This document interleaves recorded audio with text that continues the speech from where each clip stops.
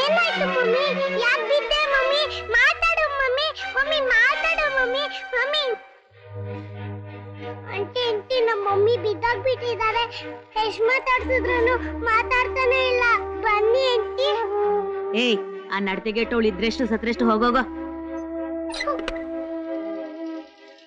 Uncle uncle ನಮ್ಮ ಅಮ್ಮ ಬಿದ್ದಾಗ್ಬಿಟ್ಟಿದ್ದಾರೆ. ಬನ್ನಿ ಅಂಕಲ್. ಹೌದಪ್ಪ, ಬಾ. ಬನ್ರಿ. ಆ ಗಂಡ ಬಿಟ್ಟವಳು ಬಿದ್ದೋದ್ಲಂತೆ, ಇವ್ರು ಹೋಗವಳು ಎತ್ತಾರಂತೆ.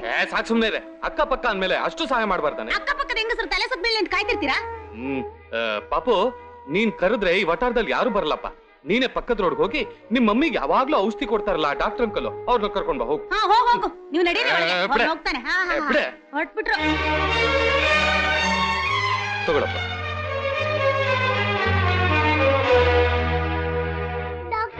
ಡಾಕ್ಟರ್ ಅಂಕಲ್ ನಮ್ಮ ಮಮ್ಮಿ ಬಿದ್ದಾಗ್ಬಿಟ್ಟಿದ್ದಾರೆ. ಎಷ್ಟು ಮಾತಾಡ್ಸಿದ್ರು ಮಾತಾಡ್ತಾನೆ ಇಲ್ಲ. ಹೌದು.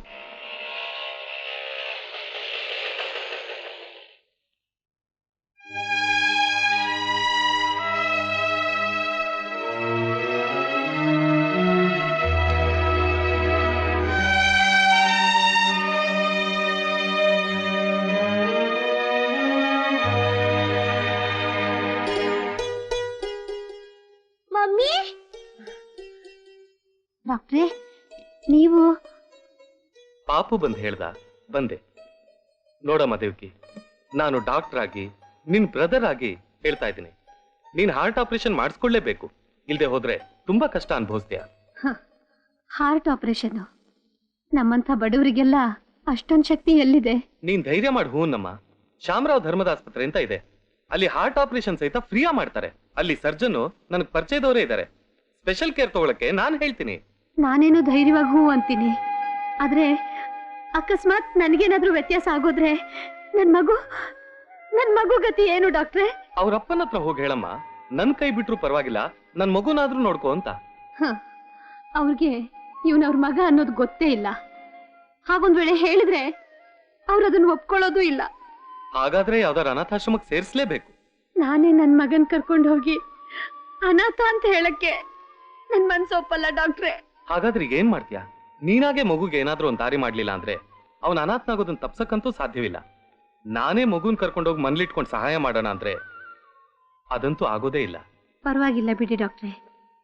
ಯಾವ ಜನ್ಮದಲ್ಲಿ ನನಗೆ ಅಣ್ಣ ಆಗಿದ್ರೋ ಏನೋ, ಈ ಜನ್ಮದಲ್ಲಿ ಕಷ್ಟ ಅಂದ್ರೆ ಇಷ್ಟು ಸಹಾಯ ಮಾಡ್ತಿದ್ದೀರಾ. ನಾನಿನ್ ಬರ್ತೀನಮ್ಮ. ಬೇಡ ಬೇಡ ಬೇಡ, ಕೂತ್ಕೋ. Tata doctor uncle. Mummy mummy daddy ನೋಡ್ಸು ಮಮ್ಮಿ. ಡ್ಯಾಡಿನ ಗಟ್ಟಿಯಾಗಿ ಇಟ್ಕೊಂಡ್ ಬರ್ತೀನಿ, ಬಿಡೋದೇ ಇಲ್ಲ. ತೋರಿಸ್ತೀನಪ್ಪ, ತೋರಿಸ್ತೀನಿ. ಇಲ್ಲೋಡಿ, ಒಂದ್ ನಿಮಿಷ. ನಿಮ್ಮನ್ನ ತುಂಬಾ ದಿವಸಗಳಿಂದ ಗಮನಿಸ್ತಾ ಇದ್ದೀನಿ. ನಿಮ್ಮಂತಹ ಪರಮ ಭಕ್ತರನ್ನ ಕಥೆ, ಕಾದಂಬರಿ, ಪುರಾಣಗಳಲ್ಲೂ ಕೇಳಿಲ್ಲ. ಅಯ್ಯಯ್ಯೋ, ದೊಡ್ಡ ಮಾತು ದೊಡ್ಡ ಮಾತು. ನಿನ್ ಕೆಲಸ ಆಯ್ತಲ್ಲ, ಬೇಕಳಿಸ್ಕೊ. ಭಕ್ತರಲ್ಲೇ ಅಗ್ರಗಣ್ಯನಾದ ಹನುಮಂತನ್ಗಿಂತ ನಾನೇನು ಹೆಚ್ಚಲ್ಲ.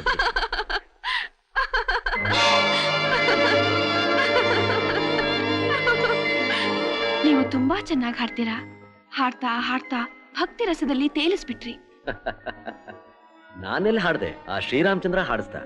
ಎಲ್ಲ ರಾಮಾರ್ಪಿತ. ನಿಮ್ಮನ್ನ ಒಂದ್ ಮಾತು ಕೇಳಿದ್ರೆ ಅಭ್ಯಂತರ ಇಲ್ವಾ? ಅಭ್ಯಂತರ ಯಾಕೆ? ಕೇಳಿ. ನಡ್ಸೋನು ಅವನೇ, ನುಡ್ಸೋನು ಅವನೇ. ಧಾರಾಳವಾಗಿ ಕೇಳಿ. ನೀವು ಉರುಳ್ ಸೇವೆ ಮಾಡಿದ್ದನ್ನ ನಾನ್ ನೋಡಿದ್ದೀನಿ. ಹೌದಾ? ನೀವು ನೋಡಿದ್ದನ್ನ ನಾನ್ ನೋಡಿಲ್ಲ. ಯಾಕೆಂದ್ರೆ ಒಂದು ಸಲ ನಾನು ಇಲ್ಲಿ ಬಂದಾದ್ಮೇಲೆ ನನ್ನ ಮನಸ್ಸು, ಕಣ್ಣು, ಇಂದ್ರಿಯಗಳೆಲ್ಲ ರಾಮನ ಮೇಲೆ ನೆಟ್ಟಿರುತ್ತೆ. ಈ ಕಾರ್ ನಿಮ್ದೇನಾ? ಹೌದು. ಇಷ್ಟು ಶ್ರೀಮಂತರಾದ್ರೂ ದೇವರ ಮೇಲೆ ಇಷ್ಟೊಂದು ನಂಬಿಕೆನಾ? ಈ ಶ್ರೀಮಂತಿಕೆ ಕೊಟ್ಟಿರೋದೆಲ್ಲ ಆ ಶ್ರೀರಾಮಚಂದ್ರನೇ. ಎಲ್ಲ ಅವನಿಚ್ಛೆ. ನಿಮ್ಮನ್ನೊಂದು ಮಾತು ಕೇಳಲಾ? ಕೇಳಿ. ನೀವು ಯಾವ ಫಲನ ಅಪೇಕ್ಷೆ ಪಟ್ಟು ಸೇವೆ ಮಾಡ್ತಿದ್ರೋ ಅದ್ ನನಗ್ ಗೊತ್ತು. ಆ ರಾಮ ಫಲ ಕೊಟ್ನಾ? ನಂಬಿದವ್ರನ್ನ ಎಂದೂ ಕೈ ಬಿಡಲ್ಲ ನನ್ನ ರಾಮ. ನಿನ್ನೆ ರಾತ್ರಿ ಬಂದು ಕನಸಿನಲ್ಲಿ ಹೇಳ್ದ, ಭಕ್ತ, ನಿಷ್ಕಲ್ಮಶ ಹೃದಯದಿಂದ ನೀನು ಮಾಡಿರೋ ಸೇವೆಗೆ ನಾನು ಕೃತಾರ್ಥನಾಗಿದ್ದೇನೆ. ನಾಳೆ ನನ್ನ ಜನ್ಮದಿನ. ನನ್ನ ಸನ್ನಿಧಾನಕ್ಕೆ ಬಂದು ಪುರಂದರದಾಸರ ಕೀರ್ತನೆನ ಹಾಡು. ಆ ಹಾಡು ಮುಗಿದ ಮೇಲೆ ಯಾವ ಹೆಣ್ಣು ಬಂದು ನಿನ್ನ ಹತ್ರ ಮಾತಾಡ್ತಾಳೋ ಅವಳೇ ಸೀತೆಯ ಪ್ರತಿರೂಪ. ಅವಳನ್ನ ನಿನಗೋಸ್ಕರ ನಾನು ಕಳಿಸ್ಕೊಡ್ತಾ ಇದ್ದೀನಿ ಅಂತ ಹೇಳಿ ಮಾಯವಾದ. ಇನ್ನೂ ಯಾರು ಬಂದು ಮಾತಾಡ್ಸಿಲ್ವಾ? ಇನ್ನೂ ಯಾರೂ ಬಂದಿಲ್ಲ. ಈಗ ನಾನ್ ಬಂದಿದ್ದೀನಿ. ಅಂದ್ರೆ ನಿಮ್ಗಿನ್ನೂ ಮದುವೆ ಆಗಿಲ್ವಾ? ಖಂಡಿತ ಇಲ್ಲ. ನನ್ ಕತ್ ನೋಡಿ. ದಯವಿಟ್ಟು ಕ್ಷಮಿಸಿ, ನಾನು ಯಾವ ಹೆಣ್ಣನ್ನು ಕತ್ತೆತ್ ನೋಡಲ್ಲ. ಆಹಾ ಆಹಾ, ನಿಜಕ್ಕೂ ನೀವು ಆ ಶ್ರೀರಾಮಚಂದ್ರನ ಪ್ರತಿರೂಪನೇ. ಆ ಶ್ರೀರಾಮ ನಿಮ್ಮ ಕನಸಲ್ಲಿ ಹೇಳಿದ ಕನ್ಯೆ ನಾನೇ ಇರಬೇಕು. ನಾನು ಶ್ರೀರಾಮನ ಆಗಿರೋ ಗಂಡನ ನನಗೆ ದಯಪಾಲಿಸು ಅಂತ ಪ್ರತಿದಿನಾನೂ ಪ್ರಾರ್ಥಿಸ್ತಿದ್ದೆ. ಇವತ್ತು ನನ್ನ ಮೇಲೆ ಕರುಣೆ ಬಂತು ಅಂತ ಕಾಣುತ್ತೆ. ನಿಮ್ಮಂತಹ ಆದರ್ಶ ಪುರುಷನ ನನಗೆ ವರವಾಗಿ ಕೊಟ್ಟಿದ್ದಾನೆ.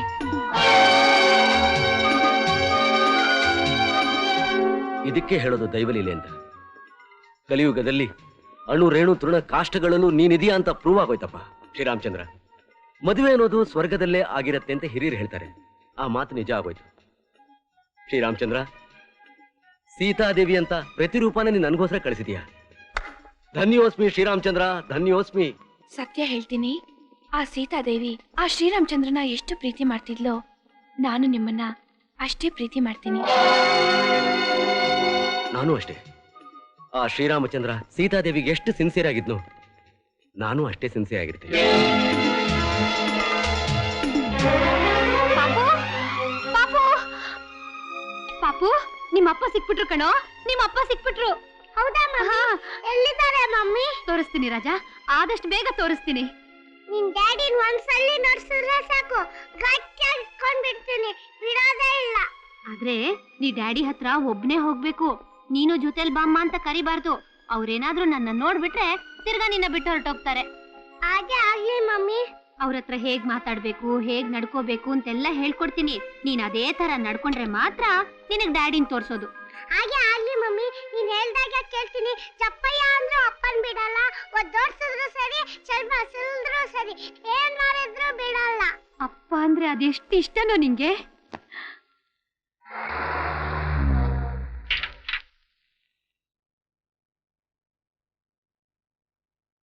ಎಷ್ಟಾಯ್ತಪ್ಪ? 30 ರೂಪಾಯಿ. ಲಗೇಜ್ ಯಾರನ್ನಾರು ಕಳಿಸ್ತೀನಿ. ಎಷ್ಟು ತಗೊಂಡ? 30 ರೂಪಾಯಿ ತಗೊಂಡ. ಸತ್ಯ, ಮನೆಗೆ ಬಂದ್ವಲ್ಲ, ಆದಷ್ಟು ಬೇಗನೆ.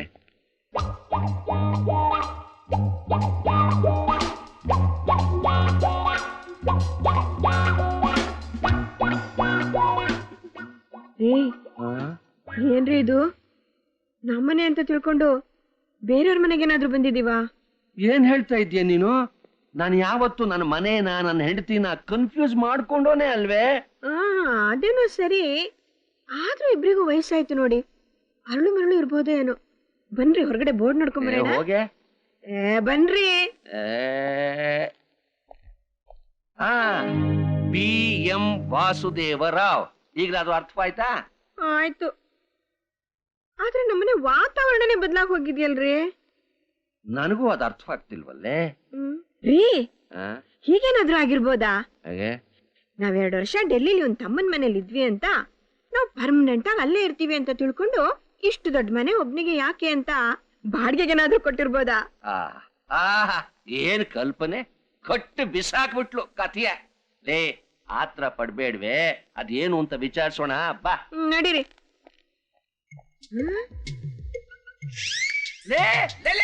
ಅಯ್ಯೋ ರೀ, ಇದ್ ನೀನೊಂಗ್ ದೀಪಾವಳಿ ಕೊಡ್ಸ ಸೀರೆ ರೀ. ಅಯ್ಯೋ ಅಯ್ಯೋ ಅಯ್ಯೋ ಅಯ್ಯೋ ರೀ, ಇದು ಗೌರಿ ಹಬ್ಬ ಕೊಡ್ಸಿ. ಅಲ್ ನೋಡ್ರಿ. ಅಯ್ಯೋ ಅಯ್ಯೋ, ನೀವು ಮ್ಯಾರೇಜ್ ಆನಿವರ್ಸರಿಗೆ ಅಂತ ಕೊಡ್ಸಿದ್ 3000 ರೂಪಾಯಿ ಸೀರೆ ರೀ. ಉಟ್ರೆ ಹಾಳಾಗೋಗುತ್ತೆ ಅಂತ ಜೋಪಾನವಾಗಿ ಇಟ್ಕೊಂಡಿದ್ದೆ. ಇವಳು ಅವಳು ಉಟ್ಕೊಂಡ್ಬಿಟ್ಟಿದ್ದಾಳೆ. ಏಯ್ old people, who are you? ನಮ್ಮನೇಲೆ ನಿಂತ್ಕೊಂಡು ನಮ್ಮನ್ನೇ ಯಾರು ಅಂತ ಕೇಳ್ತಾಳಲ್ರಿ. ನೀವು ಸ್ವಲ್ಪ ತಡಿಯೇ. ನೋಡಿ, ನಾವು ಮಿಸ್ಟರ್ ಗೋಪಾಲ್ ಕೃಷ್ಣನ್ ನೋಡ್ಬೇಕಾಗಿತ್ತು. I see. ಮೊದಲೇ ಅಪಾಯಿಂಟ್ಮೆಂಟ್ ಏನಾದ್ರು ತಗೊಂಡಿದ್ದೀರಾ? ಅಪಾಯಿಂಟ್ಮೆಂಟ್ ಇಲ್ಲ ಇಲ್ಲ ಇಲ್ಲ. ಹಾಗಿದ್ರೆ ಐ ಆಮ್ ವೆರಿ ಸಾರಿ, ಈಗ ಅವ್ರು ನೋಡಕ್ಕಾಗೋದಿಲ್ಲ. ಅವರು ವೃಂದಾವನ್ ಸಂಚಾರದಲ್ಲಿದ್ದಾರೆ. ವೃಂದಾವನ? ಒಂದ್ ಕೆಲ್ಸ ಮಾಡಿ, ಏನು? ನಾಳೆ ಬೆಳಗ್ಗೆ 9 ಗಂಟೆಗೆ ಬನ್ನಿ. ನಿಮ್ ಜೊತೆ ಸ್ಪೆಂಡ್ ಮಾಡಕ್ಕೆ ಒಂದ್ 5 ನಿಮಿಷ ಬಿಟ್ಕೊಡ್ತೀವಿ. 5 ನಿಮಿಷ? ಹಾ, ನಾಳೆ. ಆಮೇಲೆ ಅವ್ರು ಆಫೀಸ್ ಕೊಟ್ಟೋಗ್ಬೇಕು. Okay okay. ಆದ್ರೆ ನೀವೆಲ್ಲ ಯಾರು ಅಂತ ಗೊತ್ತಾಗ್ಲಿಲ್ವೇ? ನಮ್ಮನ್ನೇ ಯಾರು ಅಂತ ಕೇಳ್ತಾನಲ್ಲ ಈ ಮುದುಕ. ರೀ ಮಿಸ್ಟರ್, ಗೋಪಾಲ್ ಕೃಷ್ಣನಿಗೆ ಕಾಫಿ ಕುಡ್ಸೋಳೆ ನಾನು, ತಿಂಡಿ ತಿನ್ಸೋಳೆ ನಾನು, ಮಹಾ ಮಹಾ ಕಾಫಿ ತಿಂಡಿ ಕೊಟ್ಬಿಟ್ಟೆ ಇಷ್ಟು ಜಂಬ ಕುಚ್ಕೋತಿದ್ದೀರಲ್ಲ ಗೋಪಾಲ್ ಕೃಷ್ಣನ್ಗೆ ಸ್ನಾನ ಮಾಡ್ಸೋಳೆ ನಾನು. ತಡಿಯೇ ಆಮೇಲೆ ಏನ್ ಇವರೆಲ್ಲ ಬಾರಿ ಜಂಬ ಕೊಚ್ಕೊಂಡಿದ್ದು ನನ್ ಮುಂದೆ ಇವ್ರು ಯಾರು ಲೆಕ್ಕಕ್ಕೆ ಇಲ್ಲ. ಅದೇನೋ ಅದನ್ನು ಹೇಳೇ ಬಿಡಮ್ಮ. ಅದ್ ಎಲ್ರ ಮುಂದೆನೂ ಹೇಳಕ್ಕಾಗಲ್ಲ, ಪ್ಯೂರ್ಲಿ ಪರ್ಸನಲ್. ಗಿರ್ಜಾ ಗಿರ್ಜಾ ಗಿರ್ಜಾ ಸಮಾಧಾನ ಮಾಡಿಕೊಳೆ. ರೀ ಮಿಸ್ಟರ್, ಅದೆಲ್ಲ ಸರಿ, ನಮ್ಮನ್ನಿಷ್ಟು ಡೀಟೇಲ್ ಆಗಿ ಕೇಳ್ತಿದ್ದೀರಲ್ಲ, ನೀವ್ಯಾರು? ನಾನಾ ವಸುದೇವ, ನಿಮ್ಮ ಗೋಪಾಲ್ ಕೃಷ್ಣನ ಅಪ್ಪ. ಇವಳು ಅಮ್ಮ.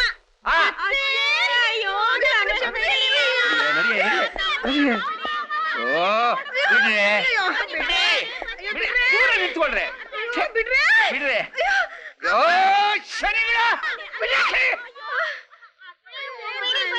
ಏನು ಬೇಡ ನೀವು ನೋಡಿ, ಅಲ್ಲೇನಿದೆ. ಎಲ್ಲಿ ಆ ಗನ್ ತಗೊಂಡು ಬನ್ನಿ.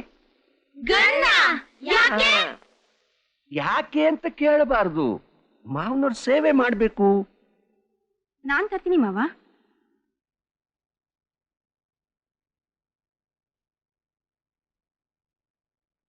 ತಗೊಳ್ಳಿ ಮಾವ. ಕೊಡಮ್ಮ. ಬಹಳ ದಿವಸಗಳಿಂದ ಇದನ್ನು ಉಪಯೋಗಿಸಿರ್ಲಿಲ್ಲ, ಈಗ ಉಪಯೋಗಿಸೋ ಅವಕಾಶ ಸಿಕ್ತು. ಎಲ್ಲಿ ಎಲ್ಲ ಸಾಲಾಗಿ ನಿಂತ್ಕೊಳ್ಳಿ. ಸಾಲ ನಿಲ್ಸಿ ನಿಮ್ ಸೊಸೆ ಯಾರು ಅಂತ ಸೆಲೆಕ್ಟ್ ಮಾಡ್ತೀರಾ? ಸೆಲೆಕ್ಷನ್ಗೆ ಅಲ್ಲ, ಶೂಟ್ ಮಾಡೋದು. ಇನ್ ಅರ್ಧ ನಿಮಿಷ ಟೈಮ್ ಕೊಡ್ತೇನೆ. ಅಷ್ಟರೊಳಗಾಗಿ ಈ ಜಾಗ ಖಾಲಿ ಮಾಡ್ತೀರಾ ಇಲ್ಲ ಈ ಜಗತ್ತೇ ಖಾಲಿ ಮಾಡ್ತೀರಾ, ಡಿಸೈಡ್ ಮಾಡಿ.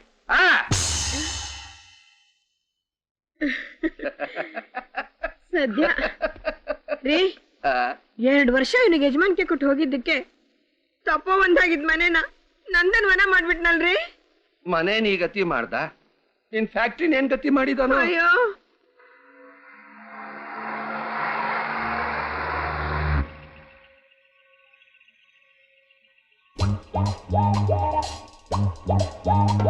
ಏನ್ರಿ ಇದು? ತಡಿ, ಇನ್ನು ಏನೇನಿದೆಯೋ ಮುಂದೆ.